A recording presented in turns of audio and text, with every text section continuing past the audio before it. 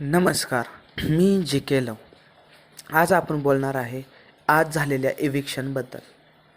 इव्हिक्शनबद्दल बोलायला गेलो तर सगळ्यात कमी वोटिंग असणारी सदस्य वर्षाताई उजगावकर, तर त्यांच्या जरावर असणारी निकी तांबोळी आणि त्यांच्या जरावर असणारी जान्हवी किल्लेकर आणि त्यांच्यावर असणारे पंढरनाथ कांबळे ह्यांना सर्वात पंढरनाथ कांबळे ह्यांना ह्या तिन्हीपेक्षा जास्त वोटिंग झालेली आहे.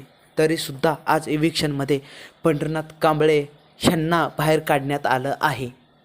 असं का?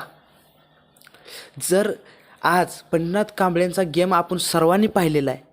त्यांनी केव्हा खेळामध्ये मागं पडत नाही. त्यांनी खेळामध्ये त्यांचे 100% द्यायला बघतात व देतात, पण त्यांनी प्लॅनिंगमध्ये कमी पडत नाहीत. त्यांनी घरात सगळ्यांना समजून घेण्यामध्ये कमी पडत नाहीत.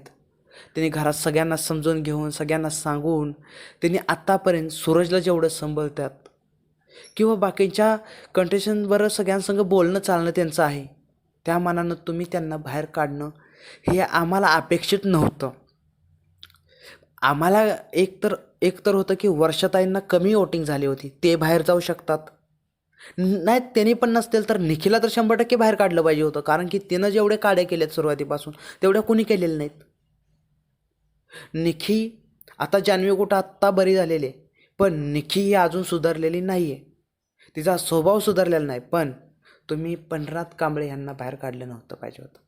याच्यामुळे बरेच लोक संतापलेले आहेत. पण आपण बघू यापुढे आणि काय होतं आहे. तसंच माझा चॅनलला सबस्क्राईब करा. थँक्यू.